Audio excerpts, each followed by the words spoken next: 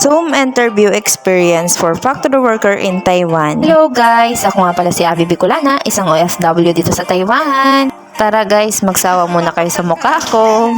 Jedigal pala yung agency ko sa Pinas. Ang pagkakaalam ko, online application pa rin sila. Guys, in-interview pala ako. Zoom interview. Online lang po yan. At nang ako na yung ina-interview, bate agad ako ng good morning. Nagpakilala ng sarili ko. Name, age, education background, and work experience. Guys, sa work experience, may mga follow-up questions sila. Tulad ng kung anong ginagawa mo sa trabaho mo, kung marunong ka bang gumamit ng machine or computer. Guys, ang nag-interview pala sa amin, isang Taiwanese at isang Pinay na translator. Kaya pwede kaming magtagalog. Guys, konti lang pala yung tinanong sa akin kasi online lang siya. Kaya hindi din ako nahirapan sa interview. Akala ko nga hindi ako makakapasa kasi konti lang talaga yung tinanong. Tapos, thank you agad. Yun lang. Please like and follow my page. Thank you for watching. Bye!